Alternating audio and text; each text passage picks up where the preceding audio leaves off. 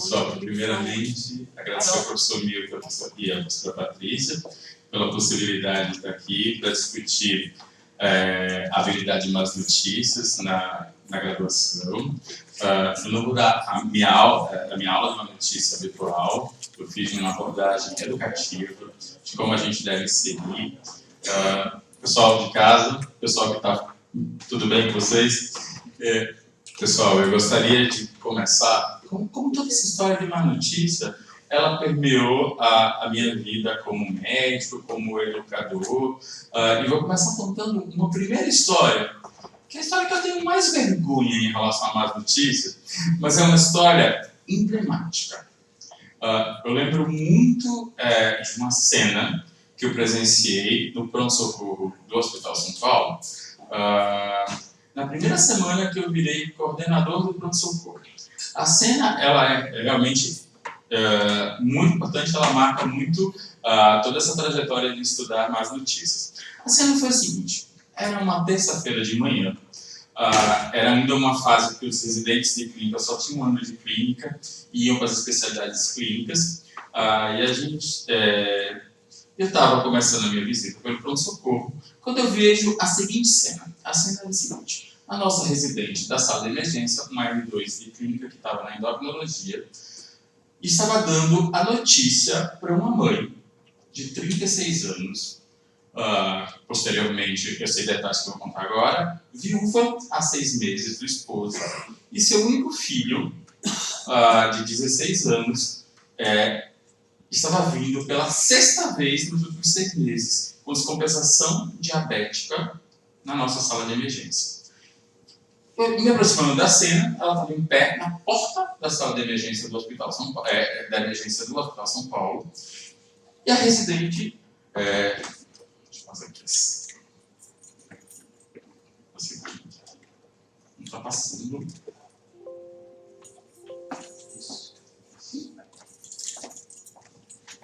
E a residente, conversando com a mãe, eu me aproximo e eu vejo toda a cena. E a cena é assim: a residente chega: senhora, acabei de atender seu filho chegou com diabetes ruim, tudo que podia fazer fizemos, mas ele faleceu.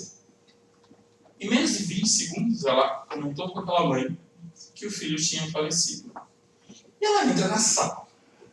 A mãe se encosta na parede, e a mãe começa a descer na parede, e a mãe senta no chão da parede, no chão do pronto-socorro. E eu esperando a residente voltar. Eu pego essa mãe, encaminho a mãe para um dos consultórios, a gente conversa com a mãe, a gente faz todo o acolhimento, a gente chama por ajuda, e em um momento a residente volta para saber o que está acontecendo. Eu terminei toda a história, resolvi tudo isso, e aí mostra a incapacidade, muitas vezes, do educador, que talvez ainda é muito imaturo, e eu tenho vergonha que eu vou contar agora, mas é uma coisa real. Eu chego na sala, como coordenador da emergência, eu todo o poder do coordenador da emergência, e disse: moça, você vai sair da sala agora, o seu plantão acabou, e você só volta para esse pronto-socorro quando você entender o que você fez. O que eu fiz, professor? Eu disse assim: embora, casa, eu não quero te ver, até você entender o que você fez com aquela mãe. A moça volta, 24 horas depois. O rosto estava deformado. A moça chorou, e deve ter chorado muito. E ela chega para mim e diz assim: professor, eu quero te pedir desculpa por ontem. Eu disse assim: casa. Volta para casa agora. Você não entendeu nada, moça. Não é para mim que você tem que pedir desculpa. Você acha que aquela notícia que você dá para uma mãe, você tem ideia que aquela senhora está viúva, essa coisa toda? E eu, mais uma vez, assim, eu quero que você vá para casa. Eu quero que você pense um pouco mais sobre isso. Aí que teve que refletir foi eu disse assim: meu Deus, essa moça nunca foi ensinada na vida. Ela nunca aprendeu, ela nunca teve esse modelo. E eu estou fazendo um julgamento de uma coisa que eu também não fui preparado. Então, eu não posso ser um educador que estou cobrando de uma coisa que nunca foi ensinada. A gente precisa ensinar isso. Isso precisa estar inserido em alguma coisa. E no outro dia ela veio, aí eu faço um acolhimento. Eu disse: olha, vamos pensar bem, você nunca foi ensinada essa coisa toda, vamos aprender junto, vamos mudar a sua vida, essa coisa toda. E aí eu passo a estudar uma notícia. E aí o que eu queria contar para vocês é assim. Estou com a dificuldade de passar esse negócio. Tô. E aí, como foi a sua primeira má notícia essa? Como é que você deu a primeira má notícia? O professor era coordenador da residência, não sabe essa história, acho que eu contei uma vez para a patroa. E a minha primeira má notícia não foi na graduação. A minha primeira má notícia foi aqui na residência. E eu tinha uma coisa que era muito engraçada quando eu era residente de clínica aqui, em 1996, eu sou a primeira turma de 2 anos de clínica aqui, e eu tinha uma coisa que era muito peculiar do Aécio. Todo mundo queria dar plantão com o Aécio, porque o Aécio era pé quente. Mas o que era ser pé quente? Nada acontecia no meu plantão. As pessoas não paravam, as pessoas não morriam. Até agosto, em nenhum plantão, 45 dias de PSM, eu não vi uma parada. Era uma coisa indescritível. Na verdade, meu primeiro plantão teve, logo quando eu cheguei, teve um óbito. E eu lembro que o ATA veio constatar o óbito, na verdade, um amigo. Foi a única morte, mas assim, já cheguei e já estava morto. E depois não teve nada. Eu lembro que tinha almoços que eu ficava assim, eu não vou almoçar hoje, porque a hora de almoço sempre alguém para. E aí quando eu estava quase desmaiando de fome, eu saía, pá, e alguém parava assim, se você saiu, parou. Eu lembro plantão do INCOR, eu rodei peça INCOR à noite, gente, eu vi infarto, mas o povo não fibrilava, não acontecia nada. Então, eu nunca tinha dado uma má notícia, mas eu estava preocupado com a má notícia, eu queria uma parada, eu queria conseguir tudo isso. E a minha primeira má notícia ela foi muito peculiar. Último dia do pronto-socorro. 1996, 50% do nosso PS era paciente com AIDS, só tinha ZT. Chega um moço de 26 anos, na ocasião eu tinha 23, moço quase da minha idade, insuficiência respiratória franca, uma radiografia de tórax, filtrado intersticial bilateral, uma leucopenia ou uma linfopenia, possivelmente uma pneumocistose. A gente entoura esse moço, e muito engraçado, eu olho para o moço e disse, meu Deus, não conheço esse moço de algum lugar. Ele me é peculiar, eu conheço alguma coisa. E até quando eu terminei de entubar, eu fui conversar com o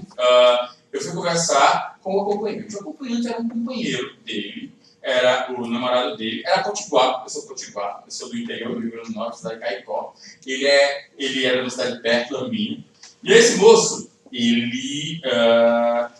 perguntei para ele assim, gente, eu conheço ele de algum lugar. De onde eu conheço?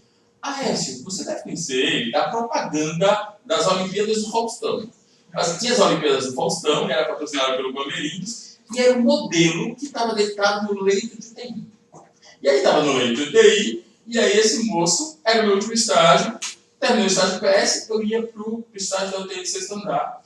E aí começou, eu cheguei na UTI do sexto, e aí a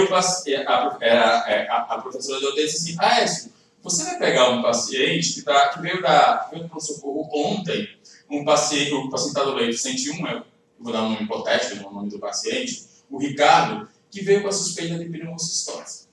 E aí eu cheguei lá, agora, Aécio, a primeira coisa que eu quero que você aumenta a sedação e sede esse moço, porque esse moço não consegue sedar de forma nenhuma. Eu cheguei lá e quando eu cheguei ele me reconheceu, ele pediu um papel, e ele disse assim, que bom que é você que vai cuidar de mim. Acho que ele tinha vinculado dele a chegar. Aí ele escreveu. E eu não entendi bem, ele disse assim, doutor, tem uma médica que está mandando me sedar, mas assim, não me seda, que eu estou aguardando meus pais que estão vindo de Porto Alegre. Entendi um pouco disso. E era muito engraçado, aí eu mantei um pouco a sedação, mas quando ele me pediu aquilo me doeu no coração, na verdade. E aí a professora passou e disse assim, nossa, Aécio, e aí quando a gente vai deixar esse moço se despedir, conversar com esses pais. Eu não vou. E aí a professora passava a sedação, e aí quando a professora ia embora, eu desligava a sedação. E aí ela passou assim, Aécio, por que não cede? Eu disse assim, professora, deve ser drogadição. Drogadição não cede mesmo, a gente não aumenta em nada. Na verdade, era o pacto que eu estava fazendo com o moço. Aí chegou 10 horas, aí a família chegou. Quando a família chegou, a família entrou, eu entrei com o pai e com a mãe, era o meu primeiro dia de UTI também. E aí ele escreveu e disse assim, pai, eu tenho um anjo aqui do meu lado. Gente, pelo amor de 3 anos. Eu não me sentia nem médico. Eu estava aprendendo tudo. Quiçá, eu não me sentia médico, quiçá anjo. Aquilo veio uma força, uma coisa pesada. E esse moço, na verdade, foi o meu paciente durante as 4 semanas do estágio de UTI. A gente ia terminar o estágio de UTI. E no último estágio de UTI, um dia antes do estágio terminar, acho que terminava na sexta, alguma coisa assim, eu cheguei para ele e disse assim, cara, não tem fisioterapeuta de plantão, amanhã cedinho eu chego, a gente desculpa com o fisioterapeuta, com todo mundo, e a gente, e você fica bem, porque você está bem. E assim, ele não era pneumocistose, eu lembro que esse moço fez uma sara, foi pronado, e terminou uma biópsia no pulmão que era uma tuberculose. Então, quando a gente mudou o esquema para tuberculose, esse moço engrenou. O que acontece? Me despedi dele, amanhã de manhã, chego. O que aconteceu com esse moço? 3 horas da manhã. E eu corri o banho. Durante o banho, o tubo sai. Não disparou os alarmes. E a minha colega que estava de plantão, quando chegou, ele já estava com rigidez. De qualquer forma, ela reanimou ele durante 1 hora. Quando eu chego, 7 horas da manhã, nossa, eu cuidei desse moço durante 4 semanas. Assim, eu vivi a minha vida, tinha toda uma autoidentificação, cara, nessa idade. Tinha várias coisas que comungavam, na verdade. E aí, quando eu chego, e o leito estava vazio, eu disse assim, Aécio, eu preciso te contar que o Ricardo morreu. Eu disse assim, e aí naquele momento, e aí quando ela contou assim, tudo saiu e ninguém viu Aécio. E aí eu comecei a chorar, mas chorar de frustração, de raiva, essa coisa toda. E assim, quando eu estava ainda impactado com a notícia, a enfermeira ainda disse assim, Aécio, os pais chegaram. E aí, a minha fatídica má notícia, que não era o que eu esperava. Eu esperava era uma parada. E essa era a minha primeira má notícia da vida. E assim, eu saí pelo corredor, os pais estavam lá no final do corredor, eu dei o corredor do 6º andar, para quem conhece. E assim, da minha saída da UTI até chegar aos pais, eu só chorava. E quando eu cheguei com os pais, não conseguiu ser nada. E eu fiquei muito. E os pais me abraçaram. E na minha primeira má notícia, os pais chegaram e disseram, filho, não fica assim. Você fez tudo o que podia. Ele era o único filho deles. O único filho deles tinha acabado de falecer. O médico estava lá, chorando e sendo consolado pelos pais que acabaram de perder o seu filho. Eu acho que aquele foi um grande aprendizado para mim, em vários sentidos. O sentido real do compromisso numa situação dessa. E aquilo marcou a minha vida no sentido assim, nossa, as pessoas aceitam situações difíceis quando viu que o profissional se comprometeu. Mas aquela dor para mim é extrema. Então, na minha primeira má notícia que eu conto, realmente, eu não falei. Eu só chorei, eu fui acolhido e não foi uma má notícia difícil. E eu acho que eu aprendi uma coisa que é muito importante, que eu levo muito para a discussão na sala de aula. Médico pode chorar. Lógico que médico, qualquer profissional pode chorar. Médico tem que ser pedestal. Médico tem que, profissional de saúde tem que interagir. Tem que haver, não teve diálogo, na verdade, mas teve interação. Sentimento. Tem que ter sentimento, tem que ter expressão, né? Eu acho que tem que ter paixão, tem que ter empatia, tem que ter compaixão, tem que ter autocompaixão também, né? E aí o que acontece, pessoal? Eu vou contar essa bem breve para a gente entrar um pouco nisso, que eu quero discutir um pouco mais de educação. Não vou dar aula de má notícia, não é um workshop. E é assim.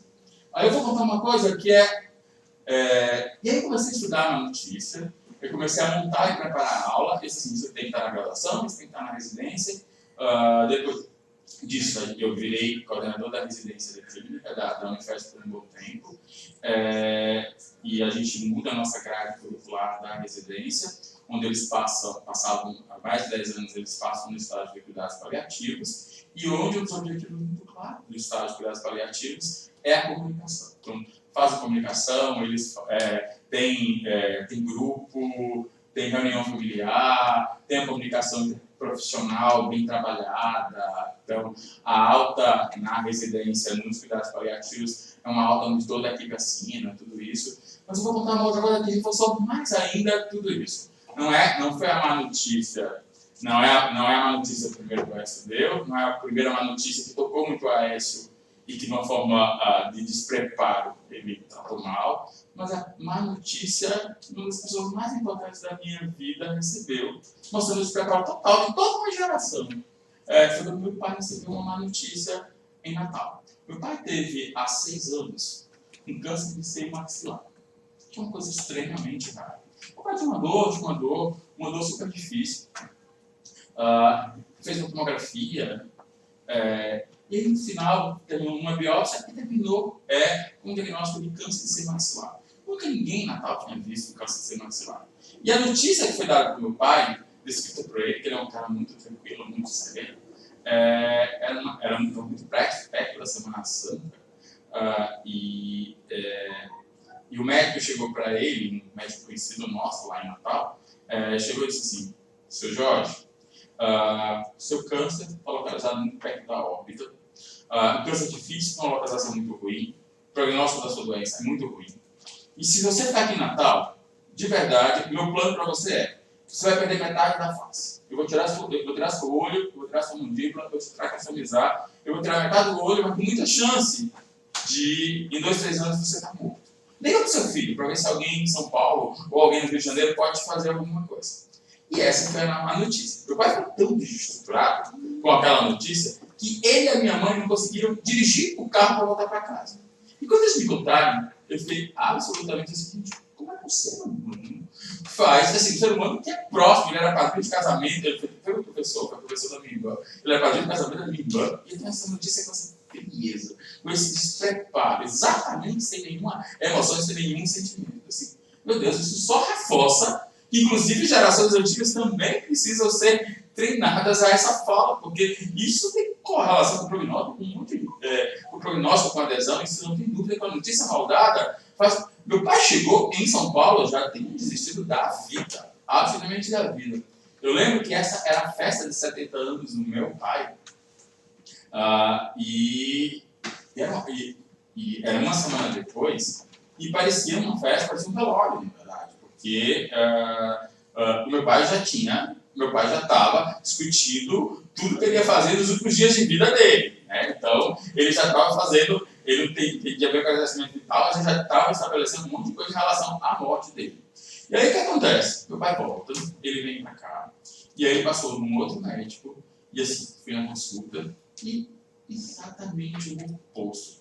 E é muito engraçado, eu sou nordestino com muito orgulho, mas acima de tudo sou brasileiro, mas tem uma falsa ideia, e assim, eu estava conversando um pouco com a Patrícia dessas coisas agora, que assim, a Unifesp, USP, Unifesp, Nordeste, Sudeste, eu acho que assim, gente, está na hora, a gente é o Brasil, a gente é educação, eu acho que quando a gente se alimenta e deixa a Unifesp sem estar interativo com a USP, a USP está interagindo com a Unifesp, mas Nordeste e Sudeste, mas o pessoal do Nordeste tem aquela ideia: o pessoal do Sudeste é um povo muito frio, é um povo. E aí, quando eu dei um workshop esse fim de semana em Natal, mas o workshop não é uma aula de educação, a gente falou sobre isso e mostrando o acolhimento do professor que virou recentemente. Estou dizendo que meu grande amigo, ele virou professor titular, cabeça e pescoço aqui da faculdade, e que recebeu com tanto carinho, operou meu pai com tanta dignidade, o professor Kowalski, que foi algo excepcional. Ele foi absolutamente de um acolhimento enorme. Inclusive, ele foi super bonito, achei uma elegância enorme do profissional de saúde. Ele viu a cara de desespero da minha mãe e perguntou: você tem fé em alguma coisa? Ela disse assim: eu sou devota de Santa Teresinha. Achei bonitinho. E assim, a minha mãe estava chorando na ocasião, né? E aí, foi muito engraçado que ele foi operar no sábado. Ele assim, trouxe um presente para a senhora. Não era uma Santa Teresinha. Ele trouxe uma coisa que eu não sabia. Ele trouxe a Nossa Senhora da Cabeça, que é uma santa. E assim, meu pai ficou 18 horas sendo operado. Durante 18 horas, a gente ficou em todo esse processo rezando com a Nossa Senhora da Cabeça. E a evolução foi exatamente oposta. Concomitante nesse período, eu vi uma outra cena. Eu sou casado com um arquiteto há 16 anos e como a vida às vezes é dura em alguns momentos da vida da gente. 15 dias depois do diagnóstico do meu pai, o meu esposo foi um diagnóstico de câncer de testículo. E eu fui, quando fez a operação, eu já vi que era um câncer de testículo. Eu fui no neurologista, que é meu amigo, e é um outro acolhimento, uma outra coisa. Meu esposo já recebeu a notícia com uma outra forma. Esse testículo tem um prognóstico muito bom. E aí, o que eu quero dizer, então, assim, essas 3 histórias são histórias emblemáticas para estudar comunicação de má notícia. E aí, como é que é má notícia nos currículos médicos? Eu sou coordenador do curso de medicina, da Unifesp há 3 anos. E foi muito engraçado porque eu peguei a coordenação com a reforma do curso. A reforma, já há 5 anos, era para ser aprovada. Ela tinha sido reprovada pela congregação do EPM, e aí me disse assim, vamos tentar levar junto essa reforma. E a maior queixa que eu tinha do curso médico é, professor, pelo amor de Deus, tire esse excesso de humanização, dessas disciplinas de humanização do curso médico do começo. Aquilo é demais. A gente está com o espírito de outra coisa. Isso que é abacaxi. Como é que uma pessoa como eu, que acredito tanto na humanização, vou ser a pessoa que vou tentar fazer a diminuição das disciplinas de humanização? E aí, para mim, era muito claro que era assim. A humanização, ela tem que existir desde o começo, e humanização não é só isso. Assim, quando eu digo humanização, as disciplinas a gente tem psicologia médica, a gente tem psicologia das relações humanas, tem algumas coisas bem próprias, mas elas são bem intensas no começo do curso. E aí eu resolvi assistir uma aula. E aí, quando eu comecei a assistir a aula, era assim, pense bem, um aluno do 1º e 2º ano, tendo aula de psicologia médica, e a gente tinha uma disciplina de educação, comunicação e saúde no nosso currículo anterior, e que era a disciplina mais mal avaliada. Ela era sempre, a gente fez uma proposta de fazer a avaliação das disciplinas, e assim, quase tudo que era humanizado, quase tudo que era mais relacionado às relações humanas, a avaliação era muito ruim. Eu disse, nossa, a gente precisa essas aulas e tentar entender o que é isso. Tudo bem, elas competem com coisas que instigam mais eles, competem com farmácia, competem com anatomia, competem com algumas cirurgias. Então, é uma competição, às vezes, até desleal para aquele médico que quer tanta técnica. Mas, entretanto, eu fui assistir a aula. Quando eu fui assistir a aula, eu disse assim, como é que as pessoas querem fazer relação com o paciente quando as pessoas não viveram a relação médico-paciente? Então, não dá para discutir morte ou sofrimento de um diagnóstico daquilo que a pessoa não viveu. E aí eu achava muito estranho, porque eu disse assim, nossa, eu dou aula de má notícia para o 6º ano, e eles adoram. Inclusive, assim, quando eles avaliam, assim, a aula que eles mais gostam é a notícia e a aula que eu dou na faculdade inteira. As pessoas sempre me chamam. E eles assim, nossa, não está errado. O que está errado é que as pessoas precisam fazer a interação da comunicação com vivências pessoais, com coisas que têm relação com a juventude. Eu disse assim, professora, vamos lá. Porque a gente, assim, uma notícia às vezes é complicado. A terminologia uma notícia eu acho ela complicada. Às vezes pode ser notícia difícil. Eu disse assim, vamos lá. Não é notícia difícil, notícia difícil é melhor, Patrícia. Porque olha só, a gente dizer que uma gravidez é uma má notícia, às vezes é muito complicado. Às vezes ela pode ser uma notícia difícil, dependendo do momento. E assim, aí eu pensei, eu levei para a comissão, eu levei para a ideia, assim, vamos discutir humanização, vamos discutir como é que a gente pode, a comunicação não sair do 1º e 2º, mas fazer sentido para o aluno. Eu disse assim, no caso de paciente que eles não viveram, vamos colocar em vivências pessoais. Então vamos combinar o seguinte, vamos pegar a aluna, fazer uma simulação onde a aluna chega e vai contar para o namorado que está grávida. Então, essa vivência faz mais sentido. Ou então chega e dizer assim, vamos fazer o seguinte, vamos pedir, a gente vai dar a notícia de que aquelas manchinhas do corpo que o aluno tem, que aquilo é uma sífilis. Que aquilo está muito mais próximo. E aí eu achei tão engraçado, achei peculiar, coisas que você vai aprendendo. Aí as brigas sempre chamavam de dar aula de uma notícia, a gente usava spikes. E aí um aluno, nessas duas, assim, professor, quem aqui não conhece os spikes? Alguém conhece os spikes? Conhece ou não conhece? Não conhece o Sparks. Mas fala rapidamente. Não, eu vou falar do Sparks. O Sparks, assim, não trouxe o Sparks aqui para vocês, mas é uma regra, são 6 passos onde você vai dar uma má notícia. Primeiro, você tem que ter uma preparação, conhecer a história bem, levar o paciente, a pessoa que você vai comunicar, para um lugar confortável, deve estar sentado na mesma angulação, preferencialmente você deve estar do mesmo lado que a pessoa, deve ter um tempo disponível para isso. O ideal é que não tenha nenhuma barreira física, o ideal é que você dê uma notícia, que se tiver uma mesa, o ideal é que você saia da mesa e que você venha para o mesmo lado que a pessoa está. Então toda essa preparação. Erros muito graves da primeira letra do Sparks você trocar o nome do paciente, você trocar o diagnóstico do paciente. Eu atendi seu filho que tinha diabetes compensado, eu atendi seu filho com lúpus. Nossa, meu filho não tem lúpus, doutor. Ou então o filho chamava Fernando, você chamou ele. Não, acabei de atender seu filho, acabei de atender o André. Nossa, isso já é algo. Acabou a relação, ela fica absolutamente comprometida. Então, essa é uma das primeiras leis dos Sparks. O ideal é que você tenha uma proximidade entre 50 centímetros e 1 metro, não mais distante do que isso, para ficar mais próximo.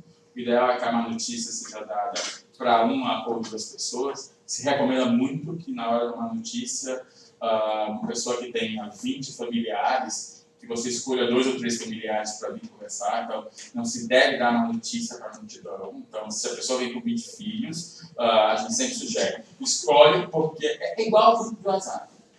Se você for dar notícia para 20 pessoas, então chegou aos 20 filhos, a gente coloca aqui sentado, você vai dar, aquilo vai virar todo mundo. É igual, eu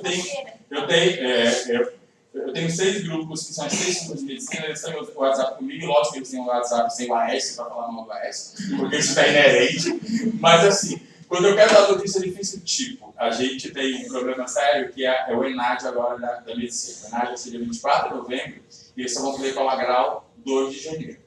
E aí eles ficam desesperados por ficar muito tempo parados. Nossa, se eu colocar isso no grupo do WhatsApp do 6º ano, eu vou ser um homem morto. Aí eu chamei 2 pessoas para conversar, e assim, vamos conversar sobre isso. As outras letras dos Sparks perguntar o que a pessoa sabe, para corrigir sem perguntas abertas. Por que o senhor acha que está emagrecendo? Por que o senhor acha que o seu olho está ficando amarelo? O que o senhor acha em relação à sua dor lombar? Por que o senhor acha que eu estou pedindo uma ressonância? Então, essa é a segunda letra. A outra letra do Sparks e aí ela é muito pontual e ela vale para algumas situações, principalmente ambulatoriais. Se o senhor tiver uma doença grave, o senhor gostaria de saber dessa doença, para atuar o prognóstico. Até porque o Sparks ele foi criado em 1992 para diagnóstico de câncer. Né? Então, o Sparks a gente usa muito nesse sentido.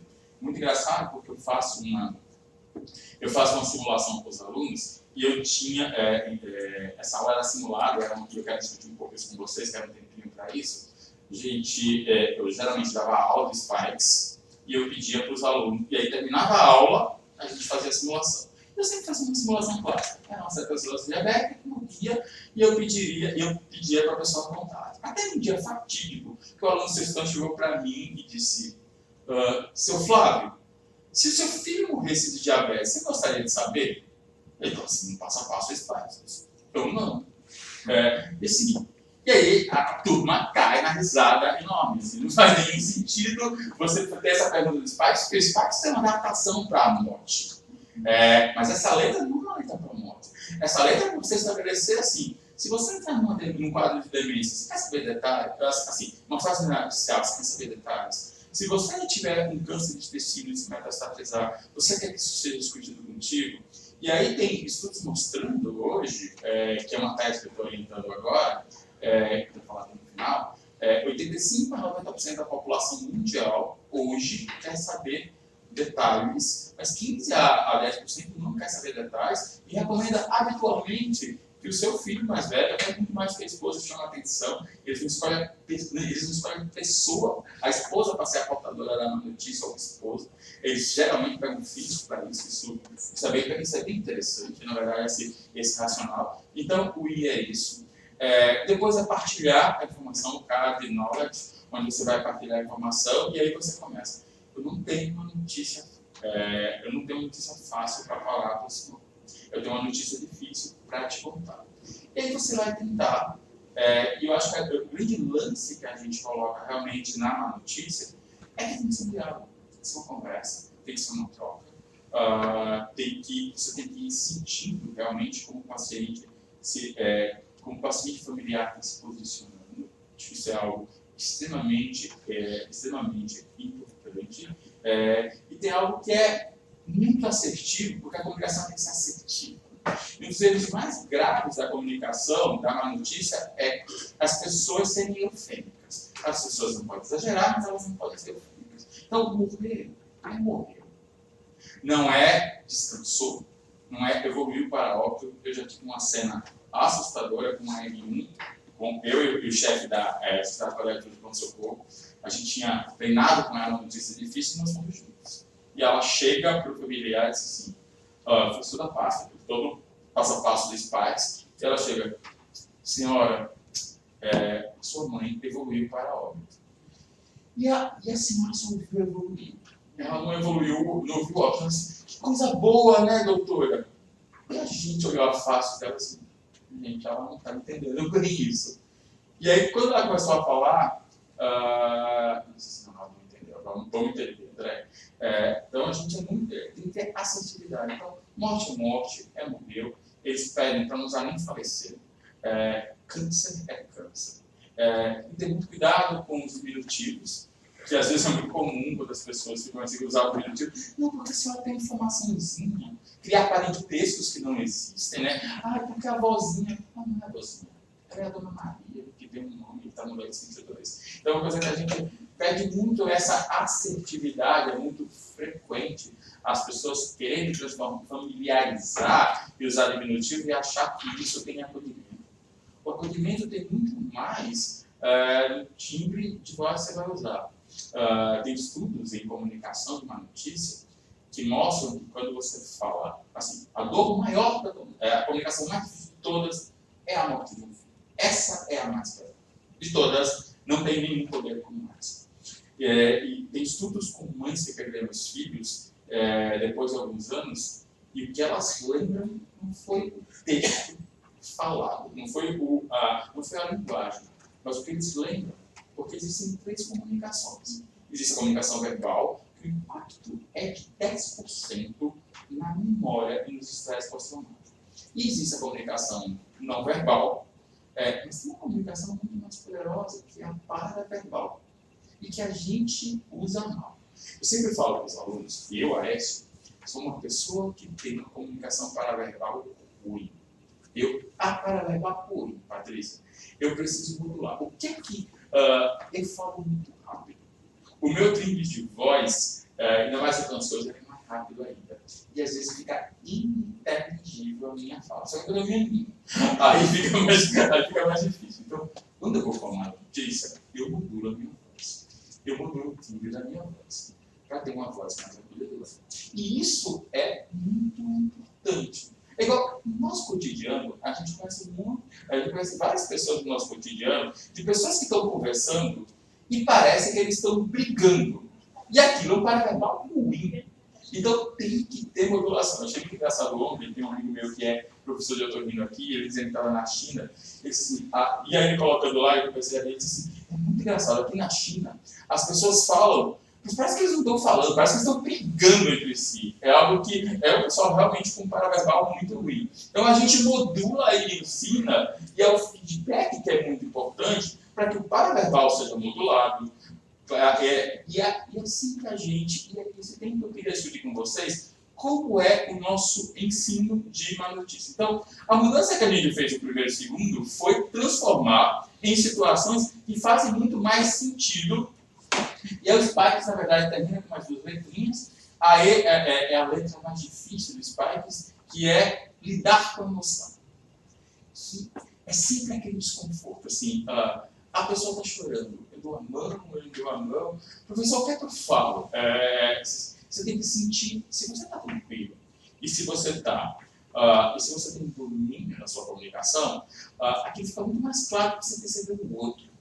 E aí você consegue saber e sentir o como você pode tocar, o como você pode interagir. Então, a emoção é algo difícil. Desde a agressividade, tem técnicas para trabalhar com agressividade, tem técnicas de ensino em relação ao choro. Essa é a letra sempre mais difícil. Na tese que a gente orientou agora, a gente fez um questionário com 3.200 candidatos à residência. A gente perguntava quem sabia os spikes, e a gente perguntava aos candidatos à residência qual das letras do spikes é a letra mais difícil para quem já tem aplicado os spikes, e a letra E ganha em disparado. 70% diz que lidar com a emoção é o maior despreparo. Por quê? Porque a gente não ensina. Porque a gente não discute. Porque a gente tem uma formação muito cognitiva, com muito feedback, sem discutir emoção, sem discutir interação, sem discutir algo que é fundamental. Quando o professor fica falando que a gente precisa dar comunicação de boas notícias, eu não tenho dúvida.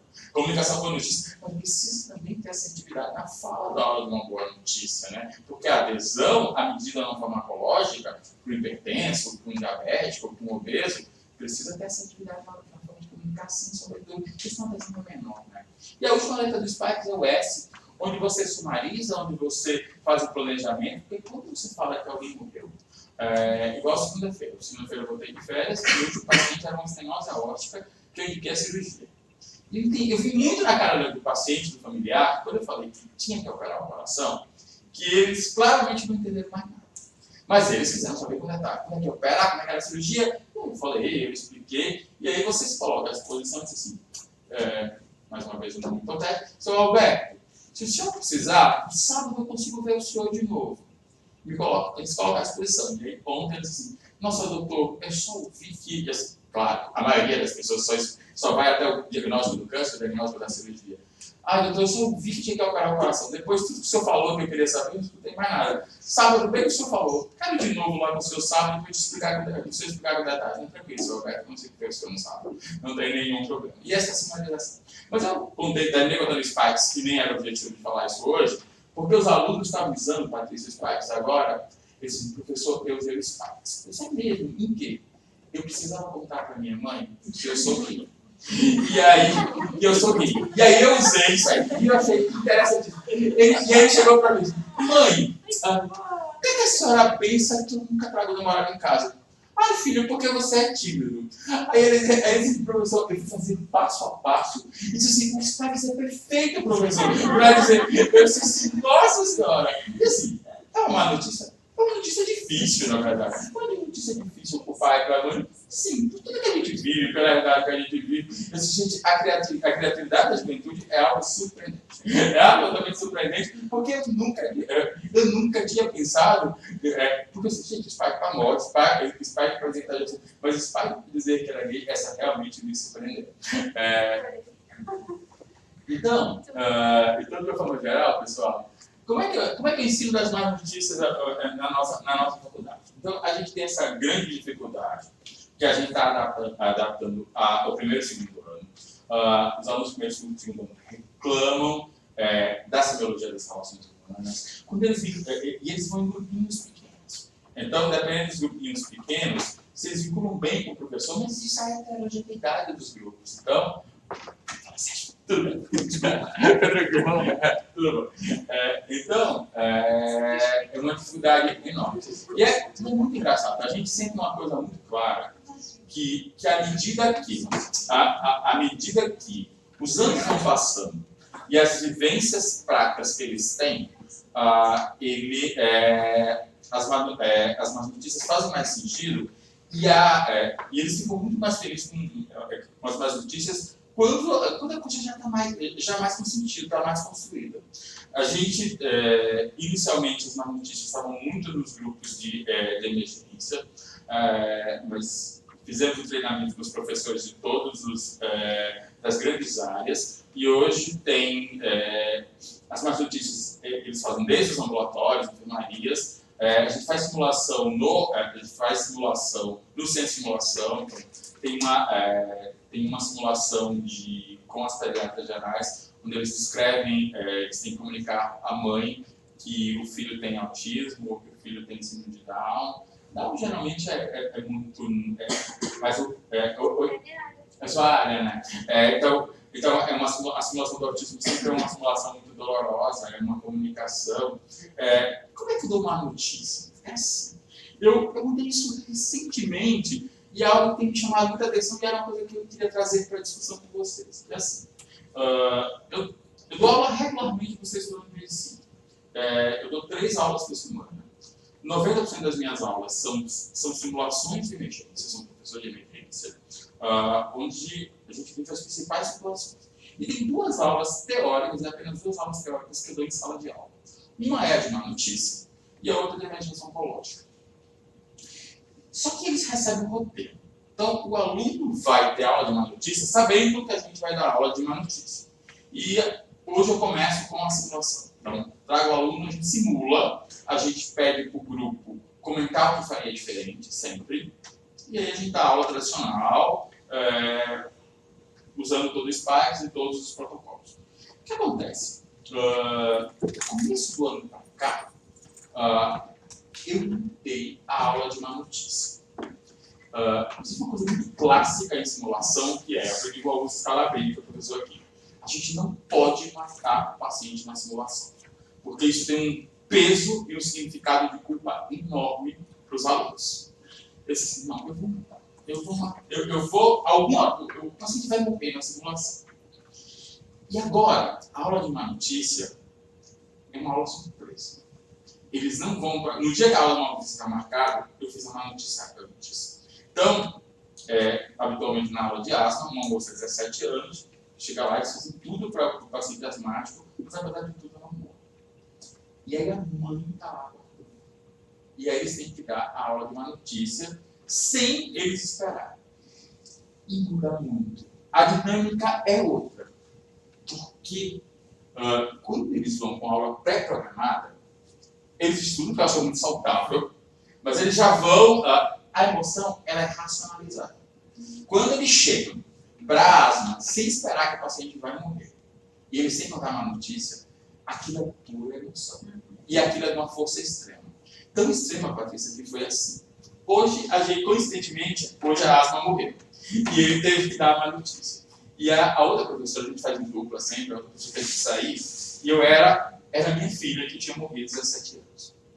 Eu resolvi fazer um personagem, eu resolvi fazer um pai intimista, que estava vivendo dor sozinho. A gente faz milhões de personagens, faz coisas escandalosas. Eu resolvi ficar quieto quando soube que a minha filha estava morrendo.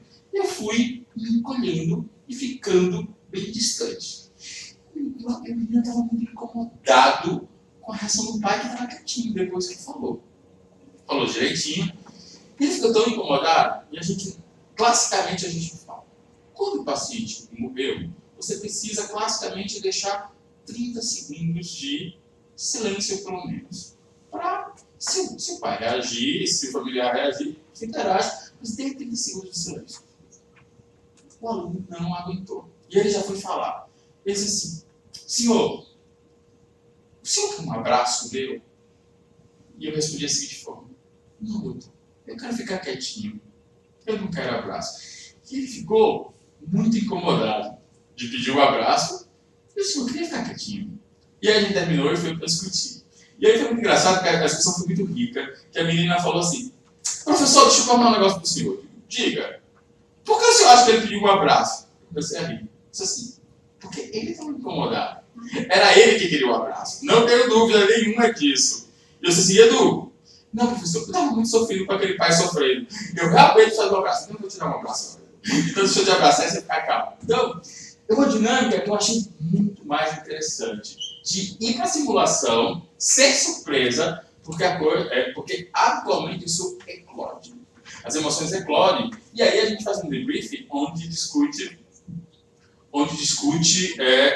essas relações de uma forma muito interessante, porque eu acho que é o ponto alto, realmente, da simulação da notícia, é discutir emoção, é discutir relação, é discutir postura, é discutir posição, então eu acho que isso é bem interessante. Então, a gente até vai pensar, talvez, pedagogicamente, fazer um desenho, comparando, até com a ajuda de vocês, para vocês me ajudarem, para pensar como é que pedagogicamente a gente pega uma aula de má notícia que é simulada numa sala de aula e uma aula de simulação com debriefing. Então, assim, pensar como é que se a gente vai fazer uma análise qualitativa, mas eu acho que isso é ciência, isso é pensar pedagogicamente, eu acho que contar as nossas experiências, que eu acho que são super importantes, né?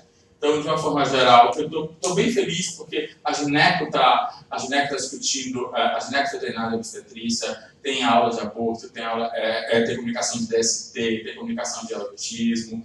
A gente andou em muitas áreas da comunicação, a cirurgia precisa trabalhar um pouco mais, eles têm me chamado bastante para aula, mas a gente precisa mudar, a gente está tentando conseguir um pouco mais forte essa mudança na cirurgia, que não é uma mudança fácil, mas a gente vai tentar. Opa, não sei se eu fiz alguma coisa errada. Então, assim, basicamente hoje a gente tem uma notícia no primeiro e segundo ano da faculdade, começa lá. A gente tinha essa disciplina de educação, comunicação e saúde no nosso currículo anterior. Foi uma disciplina que foi extinta na reforma.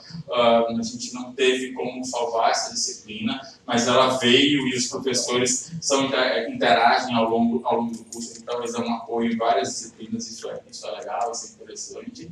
E a gente quer exatamente evitar muito isso, na verdade, sem sombra de dúvida, essas aulas tradicionais, aquelas aulas longas. Isso é uma grande dificuldade, que eu acho que todo mundo enfrenta, isso é difícil, é educação continuada, é tentar dizer assim, vamos sair disso, né, pessoal? Isso ainda é muita nossa realidade, ainda é muita realidade dessas escolas tradicionais, né? Nós temos 125 alunos, a gente conseguiu dividir, e a gente usou muito o modelo da USP e da Unicamp para poder convencer a congregação a dividir as turmas, a convencer os nossos professores, porque tem uma tradição ainda de muitas aulas longas. Depois do segundo ano fica tudo muito mais fácil, mas até o segundo ano isso é bem difícil. Então, dramatização. Sempre a aula começa com dramatização, o roleplay, a troca do papel. Faço isso no aluno e faço isso na residência. Eu acho que o roleplay ele faz muito mais sentido na residência médica. Eu acho que assim, é papel também colocar o aluno, essa mudança do papel do aluno para ele sentir o paciente, sentir o médico comunicando, acho que é muito importante. Mas a sensação que eu tenho é que a técnica do roleplay tem mais insight, até tem que ser mais vivido na residência médica. Uma coisa que no meu estágio nós pedimos é assim, a gente faz um contrato do mínimo que eles precisam aprender na emergência. Então, eles precisam intubar na emergência 3 pacientes, eles precisam passar 2 acessos centrais, lógico, todos fazem isso durante, eles fazem simular até conseguir, a nossa simulação funciona muito bem, isso é uma coisa que eu tenho orgulho, na verdade, é a simulação da nossa escola. Então, eles treinam o acesso pelo central até que está com qualidade, e é o professor da vascular, o professor da vascular da arte, que está liberado para, de uma forma assistida, com o professor do lado, poder passar o acesso, titulação também, eles fazem isso no 5º ano. E a gente estabelece metas, e eles trazem para a gente. Em comunicação na notícia, eles têm um número de estágio PS. Eles precisam ter 3 mais notícias, não sei os que falam, óbvio, mas eles precisam estar ao lado do residente, ou do professor, ou do chefe de plantão, pelo menos 3 mais notícias, eles trazem por escritos para a gente essas mais notícias, como foi, e eles contam, isso faz parte da nossa avaliação. De uma forma geral, então, assim, a gente tem usado a simulação de alta fidelidade como um bom campo realmente para a simulação de má notícia. Graduação em residência, acho, de uma forma geral, são parecidos, mas na residência a gente tem um mês inteiro para trabalhar a má notícia, para trabalhar a comunicação, assim, trabalhar da residência inteira, mas tem um estágio mais para isso, de terminalidade, cuidados paliativos. Para nossa felicidade hoje, não estou mais em residências temporariamente, mas está sempre entre os 3 estágios mais avaliados, o estágio de terminalidade, cuidados paliativos e as comunicações. Eles ficam bem felizes e eles têm muita vivência prática, a residência tem isso bem mais, então são outras técnicas, né? Mas eles ficam muito felizes assim, nossa, professor, como a pessoa que dá melhor notícia nessa faculdade de residência clínica dessa escola. Eles identificam isso com muita clareza e isso é bem legal, isso é bem feliz. sem sombra de dúvida, né, pessoal, uma notícia ela vai ter vários cenários, a gente usa os mais diversos cenários, usa ambulatórios, enfermaria, usa o paciente pediátrico, usa o paciente terminal, então tem uma diversidade enorme, essa mobilização que a gente consegue fazer nas mais diversas disciplinas, isso é bem, absolutamente muito interessante, então tem sido algo que tem sido algo muito rico, e principalmente discutir a experiência. Como é que você sentiu isso? Como é que você viveu isso? Como é que você pode mudar isso? Como é que você pode modular? Então, eu acho que isso faz realmente muita diferença para todos nós. No segundo semestre, a Estela até viu a qualificação do nosso aluno de doutorado, que foi um questionário que a gente aplicou na prova de residência. Eram 4.500 candidatos, mas no final a gente teve 3.200 questionários para traçar o perfil da comunicação de má notícia dos alunos que saem, que prestam prova de residência na nossa faculdade, que é do Brasil inteiro, como é que é o ensino das más notícias nas faculdades, e tem um grupo que foi para o acesso às especialidades, como é o ensino de má notícia na residência. E aí tem um dado que esse já posso liberar, que é muito claro, assim, também não é surpresa para ninguém, não foi nem um pouco surpresa, mas é um dado consistente. A gente usou um questionário italiano que a gente validou, com 25 perguntas, foi voluntário, mas a gente conseguiu 3.200 respostas, é muito bom. A gente conseguiu 2.100 para o acesso direto, e o restante para as especialidades. Consegui dividir clínico cirúrgico, é interessantíssimo dividir o clínico cirúrgico da comunicação, mas uma coisa muito clara, sabe, Patrícia? Eles descrevem, 85% dos médicos dizem, não estou preparado para a notícia. Esse é o nosso resultado. Isso é um resultado recente. Então, é um dado relevante, importante. Muita gente diz assim, eu não quero, outra pergunta que é feita, eu não quero dar uma notícia sozinho. Eu quero um psicólogo do meu lado para dar uma notícia. Uma coisa para a gente. E alguns é muito engraçado, assim, deixa o psicólogo falar, eu não quero, deixa ele lá falar e eu não preciso falar. Né? E é bem simples, né? Então, isso é uma coisa que chama bastante atenção. Pessoal, eu acho que assim, é uma área absolutamente enriquecedora. É um prazer discutir uma notícia. Nós fazemos workshops nos cursos da escola, que são muito interessantes, desde de morte cerebral, uma criança em morte cerebral, a sua mãe que tem um Alzheimer, e é muito rico as dinâmicas dos workshops, super interessantes. E eu queria terminar com essas reflexões, na verdade, que essas reflexões que estão na introdução do meu livro, escrito para a nossa grande amiga Ana Cláudia, que nos ajuda bastante. E eu queria ler 3 coisas que ela escreveu no prefácio do nosso livro. Sem sombra de dúvida, a gente só não vai entender, mas tudo bem. Um profissional de saúde que não saiba fundamentar sua prática na excelência da capacidade de se comunicar pode pôr em risco todo o resultado da sua assistência. Acho que isso é óbvio, sem sombra de dúvida.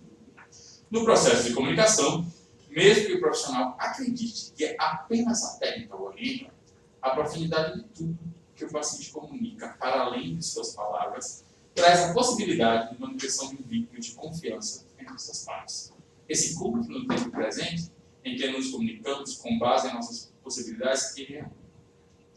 A importância de entender que o milagre da comunicação humana acontece sempre que 2 pessoas se encontram, estão dispostas a uma conversa que pode mudar a vida delas definitivamente, não apenas para pior, como pensando quando damos uma má notícia, mas a mudança esperada para um tempo que não estaremos sozinhos, que não estaremos abandonados, e que não teremos nosso sofrimento ignorado. O tempo não se repete. Muito obrigado, pessoal. Gente, não era aula de uma notícia, era mais para discutir educação. A aula de uma notícia era bem diferente, Patrícia, mas era a nossa proposta. Obrigada, Xane. Bom, mas é isso que sugere que nós teremos a parte 2 do Aécio aqui, não é, pessoal? Vocês concordam comigo? Aécio, primeiro agradecer você. Muito obrigado. Quero contar que nós temos 19 pontos assistindo você. Em cada um desses pontos, eu não sei precisar o número de pessoas, mas as pessoas mandam foto. Eu queria que você desse um alô especial para o pessoal de Jundiaí, que está com a Mônica, está com uma sala cheia de gente aí. Mônica, um abraço aí. Observando, o pessoal de Araras, Campinas, para a Gabriele. Tem gente em Valença, nosso colega Leandro te vendo também. E gente em São Paulo, porque tem muita gente que fica nos seus computadores Legal. aqui dentro da escola, mas fica acompanhando. Gente, muito boa essa iniciativa. Milton quer fazer uma pergunta, mas eu vou primeiro começar com uma pergunta de Pois quem não. está online, porque eu acho que é um jeito de trazê-los aqui para dentro com a gente, né? Legal, isso. Então a Paula diz assim, ela ficou muito tocada quando você começa. É importante dizer que eu estou ali no celular porque eu estou recebendo as contribuições do WhatsApp. Eu fico alta voz ali buscando. Enfim, a Paula ela ficou muito tocada, a nossa colega, quando você fala de como foi para você receber a notícia que seu paciente morreu. E aí ela diz assim, como é que a gente faz quando a má notícia é também para o médico? Essa era uma notícia que não era só para a família a má notícia, mas também para você. Mas olha só, eu acho que é a minha terceira história, não é, Patrícia? Quando, pensa bem, você receber a má notícia de que os dois maiores amores da sua vida, o meu pai e o meu esposo, eles tiveram câncer com diferença de 15 dias, Patrícia. O meu pai fez a cirurgia, meu pai foi para a radioterapia, meu esposo fez a alquectomia e foi para a quimioterapia, e eu tinha, numa mesma semana, o meu pai em rádio e o meu pai em quimio. Então, e o meu esposo em quimio. Então, isso é muito duro. Patrícia, eu acho que a gente tem que ser humano. Eu acho que a minha resposta é, não seja médico nesse momento. Procure apoio. E eu entendi uma coisa. Eu tinha 40 anos quando essa história aconteceu. E eu entendi uma coisa que eu não... e a gente precisa viver isso, a gente tem que incorporar para a nossa vida. E toda vez que eu vivo alguma coisa dura, eu penso assim, gente, qual é o aprendizado que eu tenho com isso? E o grande aprendizado foi assim, teve uma cena de uma professora de enfermagem, que é enfermeira da oncologia, e que me encontrou no Monte Camargo com meu pai, eu contei a história, e ela segurou na minha mão, e ela ficou conversando comigo, segurando a minha mão durante 10 minutos. Eu disse assim, meu Deus, agora, 17, 18 anos de médico, eu entendi. Eu precisei viver isso para entender o que é o poder do toque. Até então, Patrícia, por mais que eu seja uma pessoa sensível, eu nunca tenho entendido isso. E assim, uma coisa é, busque por ajuda. Sabe? Sai da razão. Tira a racionalidade. E assim, porque o médico é racional demais. Então a gente quer trabalhar como médico. Assim, não tenha dúvida, eu li todos os guidelines de câncer de seio maxilar, eu li todos os prognósticos, na verdade, de câncer de testículo, sabia todas as quimioterapias, e aí eu estava querendo discutir a quimioterapia do meu esposo e a quimioterapia do meu pai. Eu disse assim, que bobagem. Depois, para com isso, para de ler esse negócio, para de ler o prognóstico. E assim, se a gente fosse ler as estatísticas, 15% das pessoas com câncer de seio maxilar são mortas em 5 anos. E esse fim de semana, meu pai tem 76 anos, e eu fui para bodas de ouro dos meus pais, né? Indo contra tudo e contra todos. E é muito engraçado. Então, a minha resposta é, seja humano, seja menos médico, racionalize menos. A minha resposta é essa. Alessio, parabéns pela aula. Muito obrigado. É um orgulho nosso ter nosso ex-residente brilhando. Orgulho de vocês por inspiração, pessoal, sempre. A minha pergunta é sobre curva de aprendizagem. Professor, Como é que isso já está estudado? Porque, na verdade, eu gosto muito da ideia de transformar más notícias em notícias difíceis. bem melhor, professor. Eu também quero. Eu já vi muitas aulas da Patrícia de como dar uma notícia de seu filho tem síndrome de Down. Sim, quer dizer, não é uma má notícia, é uma notícia difícil, que você tem que dar esperança e dizer que quanto mais se a família investir, melhor será o futuro dessa criança. Né? Então, aprendi direitinho. Agora, notícia difícil são vários cenários, são várias condições, são várias situações. Como a gente consegue imaginar que um jovem médico está preparado para ser autônomo? Professor, eu não tenho nenhum estudo em relação a isso aí, mas eu não tenho dúvida que a gente precisa estabelecer objetivos e critérios. Assim, qual é o objetivo e o critério que você tem para um aluno no fim do ano a receber uma notícia? Qual é o objetivo e o critério que você tem para um aluno do 5º e 6º ano?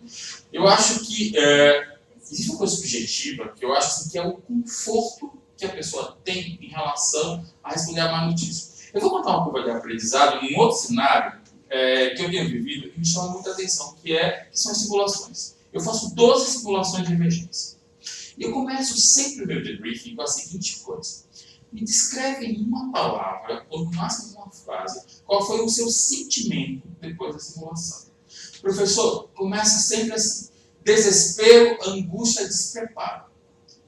Depois de 12 cenários, assim, eu me sinto seguro, tranquilo, consegui resolver. Então, com a palavra, você consegue ver uma incorporação deles em 12 cenários, com uma autopercepção de que eles estão mais seguros. Eu nunca fiz isso em relação à má notícia, por quê? Porque, de uma forma geral, eles têm aquela má notícia comigo e a gente tem que mudar a temática.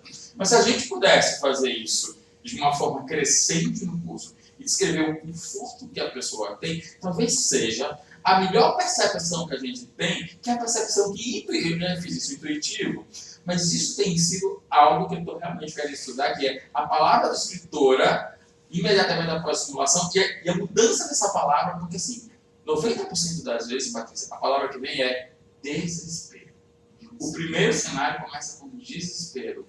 E 85% não, mas assim, 70%, 80% no final, diz assim, não, tranquilo, me sentir seguro. Então, assim, lógico, tem as pessoas que são pessimistas e exigentes, que elas nunca vão mudar, elas vão continuar, ou talvez elas não adquiriram mesmo, não é da minha.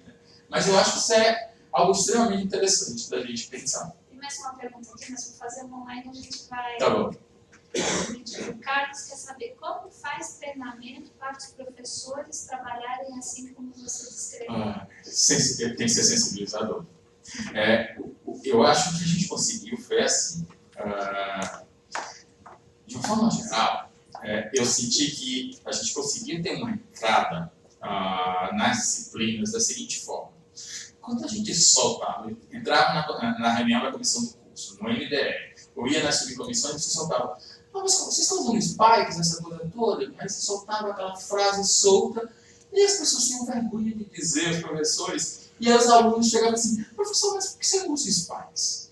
E aí o próprio aluno chegava. Então, eles sentiam um desconforto do despreparo daquilo e convidavam o grupo para falar nas reuniões. Então, fui na cirurgia torácica, fui na gastrocirurgia, fui na cirurgia de cabeça e pescoço. As cirurgias chamam muito. Isso é bem legal. Então, a questão sensibilizadora começa pelo conhecimento. Assim, nossa, mas como eu não sei o que é spikes? Como é que eu não sei? Então, eu acho que eu sensibilizei muito mais pela questão cognitiva do que pela questão da emoção. Então, eu acho que foi meio... A pergunta é como treinar para os professores. Um professor que não trabalha com isso, fazer o Não, isso é fácil. No nosso centro de simulação, a gente tem vários treinamentos condicionados. Por exemplo, foi o que a gente fez com a pediatria ambulatorial. Eles vêm, a gente faz uma simulação, os professores participam da simulação, a gente dá o feedback, então eles vêm treinar 2 vezes, depois eu assisto um treinamento dos professores fazendo entre eles, e a gente diz, não, ok, tá legal. Então são 2 aulas que a gente faz sem simulação para os professores, geralmente grupos pequenos, a gente faz de 8 a 10 professores, e a gente vai sentindo. Que é a mesma forma que a gente treina para eles usarem os robôs de alta fidelidade. Então tem toda uma sequência, a gente faz isso na comunicação. Mas assim, a busca ainda é pequena, absolutamente pequena. Treinei, que pediu para ir ser treinado. Porque a gente vai dar aula, mas quem pediu para ser treinado? Neurologia, pediatria geral da comunidade, psiquiatria, mais uma disciplina que eu não lembro agora. Então não foi muito, não. Não foi muito mesmo. Porque a gente convida. Mas é algo que você tem. Aécio, que alegria ter você Nossa, aqui. Eu queria só compartilhar que eu conheço a Aécio há 97, né? 97, você estava no segundo ano de residência. Começa a fazer conta quando você... Pois é. 22 anos. O Aécio participou como um dos residentes randomizados na minha tese de doutorado, foi sobre escolha de especialidade e personalidade, representando muito bem os clínicos. E lembro das suas respostas até hoje, até porque muitas delas eu escolhi para ilustrar. Não me surpreende aquele paciente que falava que eu tenho um anjo aqui. Porque, será que eu posso contar uma resposta que não vai te constranger, mas é uma resposta que está no meu livro, que é da sua autoria, numa prancha, que todo mundo diz que parece uma máscara, enfim, um morcego. Você falou, são 2 anjos levando alguém que morreu. Não, Patrícia, levando alguém para um lugar melhor. E eu acho que é esse o Aécio que... E o Aécio que dá aula é o Aécio que respondeu ao Rocha, nas pesquisas, e foi aluno aqui, e é professor, e é quem a gente é, que faz o que a gente faz, do jeito que faz, né? Então, eu queria te dizer assim, tinha que ser você fazendo isso. E eu, às vezes, tento falar um pouco sobre comunicação também, e eu começo sempre dizendo que as palavras são mágicas, que com elas você abre ou fecha, né, um encontro, e transformar más notícias em notícias difíceis muda muito. Nossa, eu como aluna entraria numa aula diferente para ouvir isso, né? E no princípio era o nervo. Sim. Né? Tudo começa aí. Sim. Só queria te dar esse feedback dizendo que fiquei encantada. Você é um comunicador no melhor sentido, porque fez a gente viver as histórias e entender por que isso faz sentido. E você deve ser um mentor maravilhoso também, tenho certeza. Queria dizer assim, a gente pode falar de comunicação de várias maneiras, né? Numa simulação, numa aula, numa revisão, e no encontro de mentoria, onde a gente compartilha histórias. Outro dia eu fiquei pensando que a mentoria é uma escola de conversa. E conversa é fundamental para a relação, para o encontro médico-paciente, para a relação, né? Escola de conversa, a gente precisa... Então, super parabéns, aprendi muito hoje. Estou assim, achando que, nossa, que bacana como a gente é o que é nas várias situações e momentos da vida.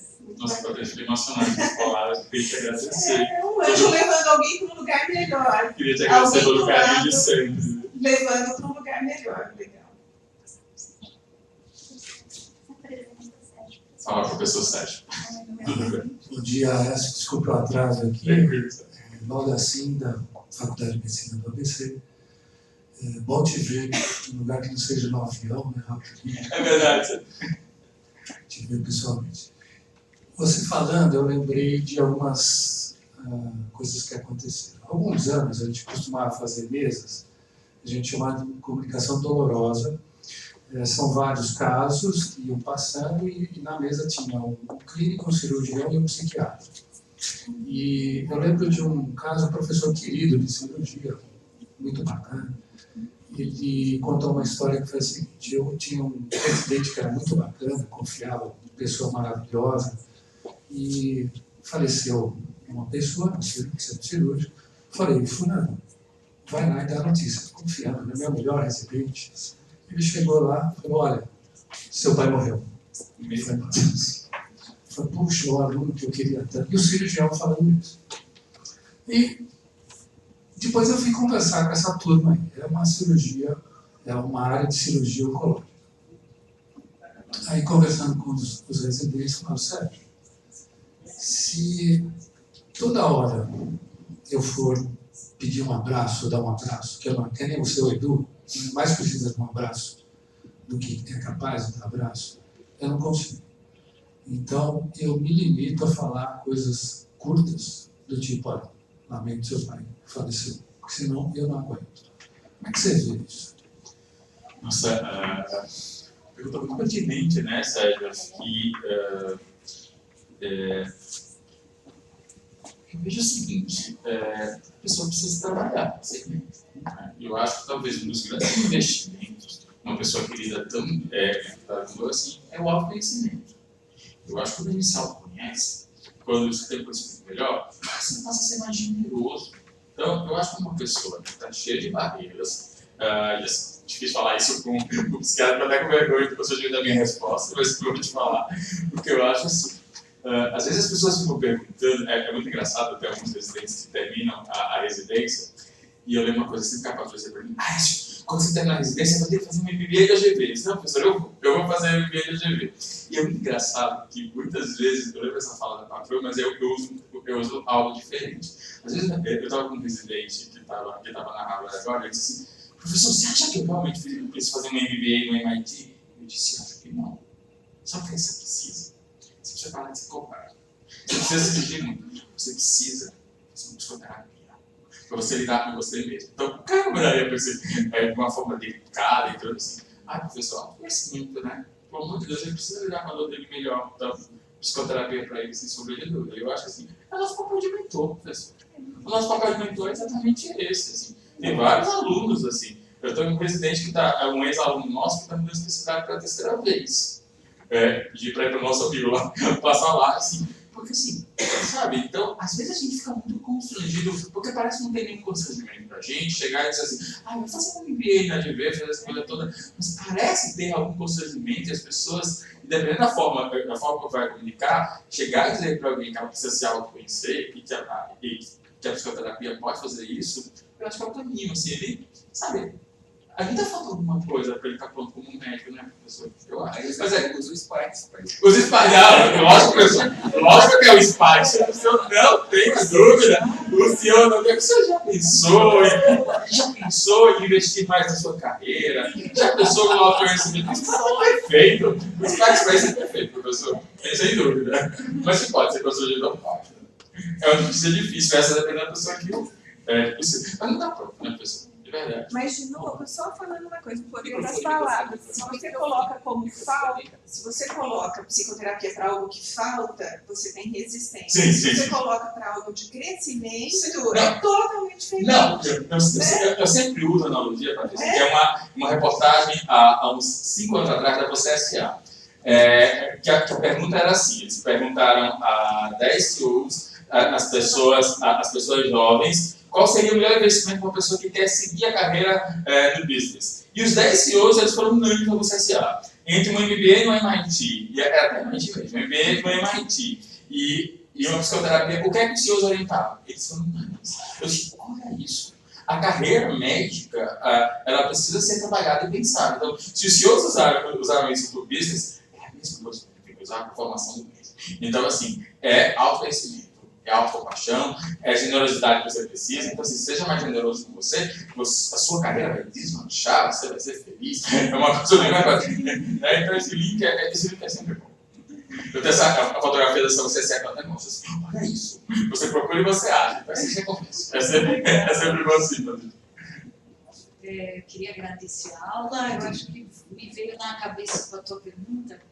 Quem se acolhe, acolhe, né? Quem se sabe se acolher, consegue acolher o próximo. Eu acho...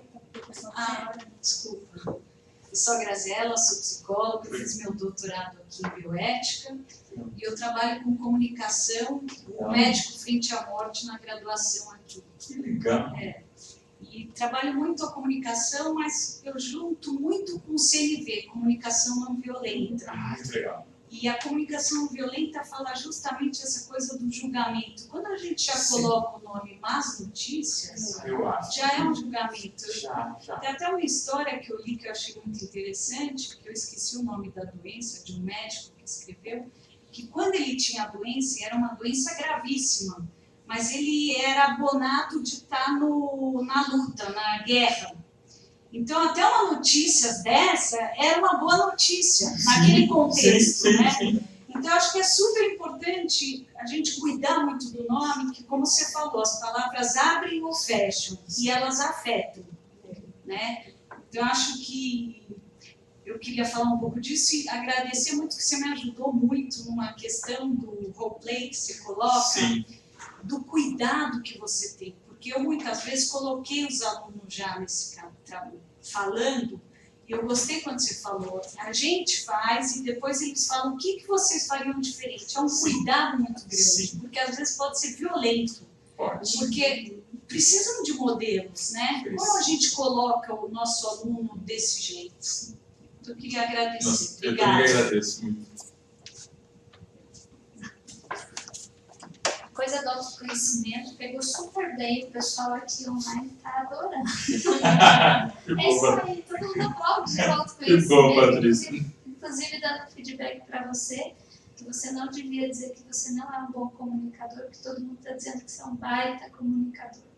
Nossa, Vários feedbacks aqui. Então já estou eu sou muito tímido, Patrícia, extremamente Mas você tímido. fez tudo isso, você A muito bem. A minha timidez ela é acessível, ela é sempre um exercício de superação. Deixa eu colocar uma coisa, eu queria compartilhar uma experiência que eu vivenciei no congresso da Associação Europeia de Educação Médica. Quando a gente fala em simulação, e principalmente esses roleplays que envolvem emoção, a emoção é uma força muito grande. Tanto que tem uma tendência na pedagogia da gente falar do aprender sentindo.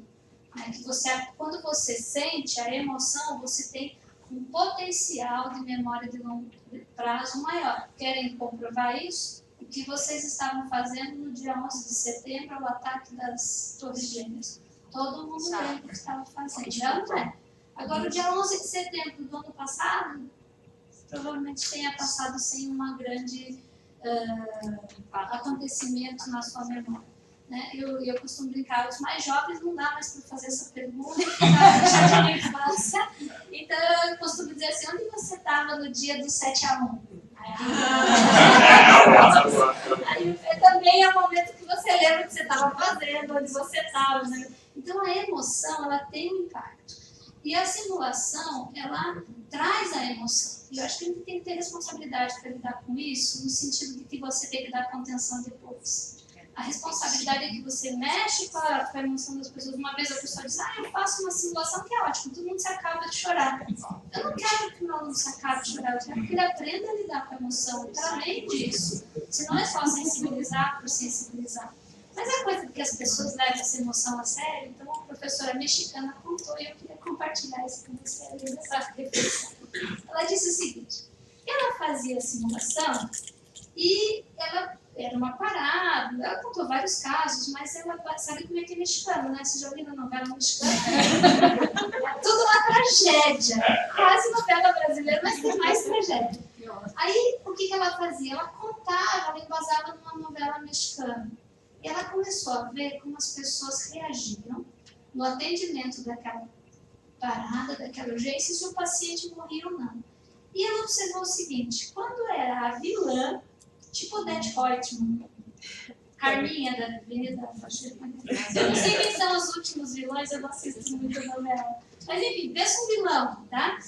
Quando era vilã, que ela colocava o nome no boneco, os médicos, os estudantes, não tinham muito espírito assim, muito ânimo para relembrar. E quando morria, disse, mas era vilã. Olha que coisa grave. Uau! E aí, o que acontecia? Quando era a vilã que morria, ela sentia que não tinha tanto impacto quando era a mocinha na novela. E aí eu estou colocando isso e ela traz uma reflexão ética do que a gente faz nesse cenário de simulação. Para além de aprender a dar notícia, lidar com as emoções, são as questões éticas que despertam. Né? Isso me fez pensar muito nesse espaço poderoso que é o roleplay. Nossa, muito interessante. Eu fiz intuitivamente uma vez, era um grupo, Patrícia, masculino e muito machista. E em uma das simulações eu coloquei um transexual para atender. E eu queria mobilizar a transexualidade. E assim, que descaso foi a condição da parada do transexual. Foi algo que me chamou muita atenção. E eu fiquei tão tomado que eu mesmo não consegui repetir uma simulação com um transexual. Eu não conseguia, assim, nossa, aquilo foi um descaso tão grande, aí eu fiz uma coisa que eu gosto, assim, é um absurdo a forma que vocês cuidaram, porque vocês cuidariam diferente. Professor, isso é julgamento. É julgamento. Eu não tenho dúvida que é julgamento. Mas aquilo me incomodou muito, então eu tive, né? Mas a gente está pensando junto. Isso que você colocou é muito interessante. Eu sou cirurgião e quando chega algum baleado, normalmente no hospital, as pessoas sempre perguntam se é um bandido ou mocinho. Quando morre, normalmente fala ele era bonzinho, porque mocinho, porque morreu, porque os bandidos malzinhos normalmente sobrevivem. Eu acho que quando a gente coloca a questão da má notícia, vai muito do que tem na nossa subjetividade do que aquilo que a gente acha que é mal. Sim. Porque hoje em dia, no sistema de saúde, o SUS, os brasileiros estamos construindo, essa palavra a gente ouve sempre. Mas existe uma série de más notícias, que não só aquelas quando você precisa chamar alguém para dizer que o filho foi diagnosticado com câncer. Quando ele bate na porta de um hospital e você diz que você não pode atendê-lo, ele tem que procurar uma unidade básica de saúde, onde essa unidade básica de saúde não existe, a gente não tem a dimensão de que você está dando uma péssima notícia para esse cara. Quando você faz numa unidade básica de saúde um encaminhamento para que ele procure um cirurgião vascular ou um urologista, e ele está sondado, esperando resolver o problema da obstrução prostática dele, isso é uma péssima notícia, porque hoje em dia os encaminhamentos funcionam como os mais velhos também devem lembrar, a carta de crédito de comprar carro na época do Funaro, que você tirava no consórcio, eles te davam uma carta de crédito, mas o carro valia 3 vezes mais do que aquele valor estava sendo comprado com ágio, etc. Então tem uma série de más notícias. O que a gente aprende no cotidiano na porta do hospital é se comportar, fazer os spikes, mesmo quando você estiver dando uma receita para alguém, porque nós aprendemos nós achamos o que é preconceito, o que é que dói. Mas quem diz o que dói é quem está sentindo. Então, essas coisas têm que ficar muito claras, porque nós somos extremamente arbitrários nos pronto-socorros e no nosso dia a dia, quando nós determinamos quem nós vamos levar numa salinha aquecida, sentadinho, etc, etc. Isso passa pelo que eu acho que vai doer nele. E muitas vezes eu faço durante o dia um monte de coisa que doeu, e a minha subjetividade arrogante nem percebeu que isso estava doendo. Nossa, fantástico, o professor fala do senhor, acho que é tocante. E eu vou contar a dose de socorro é um socorro de porta aberta. Isso, imagina se a gente pensar num hospital universitário da cidade de São Paulo, de porta aberta, os nossos residentes de clínica, eles passam uma semana no estágio que chama porta. O que é a porta? A gente tem um paciente de baixa complexidade, que passa numa UPA, mas existe a porta. A porta é aquele paciente extremamente complexo, mas que ele é classificado como ficha amarela, e que na grande maioria das vezes é um câncer avançado, mas que não tem nenhuma situação de emergência e que não tem característica para ficar internado no pronto-socorro. E ele vai embora. E ele vai embora com exatamente o que o senhor está escrevendo, e a gente tem uma avaliação da residência, e os residentes escrevem a porta do pronto-socorro, onde a gente manda a maioria dos cânceres e as doenças avançadas, que não caracteriza a emergência, embora, é o lugar mais difícil. E assim, a maioria dos sustos e as compensações específicas que a gente tem é na semana da porta, porque é exatamente o que o senhor descreveu. E isso é dizer para alguém que assim, o seu pai não vai ficar, apesar de ser um câncer muito avançado, que ele não tem a biópsia para saber o que fazer, isso é uma notícia extremamente difícil. E não se usa spikes, mas talvez é mais difícil do que uma pessoa que já tem um diagnóstico dado. Então o senhor contou uma realidade dura e real. Nós temos saúde extremamente dolorosa, onde o spike precisa ser visto. Então assim, a chefe fala do senhor extremamente apropriado, extremamente real, e quem está realmente com a mão na massa vendo isso. Né? Doloroso mesmo. Infelizmente nós vamos ter que finalizar. Tem aluno aqui online dizendo que adoraram a tua ideia de fazer a coisa surpresa. É melhor, né? Eles acharam melhor. Que legal, que legal. Inclusive porque a surpresa, conforme a gente chegou aqui, a conclusão é desperta emoção, favorece o aprendizado, a memória de longo prazo. E dizer um alô para Curitiba, a Patrícia Zamelato está dizendo que achou sensacional e está adorando essa conversa. Que legal. Abraço, Patrícia. É bacana a gente também poder quebrar essa distância geográfica e estar junto numa reflexão tão relevante, né? Essa é a nossa gratidão pela sua generosidade e todos os ensinamentos de hoje. Muito obrigada. Nossa, eu agradeço muito.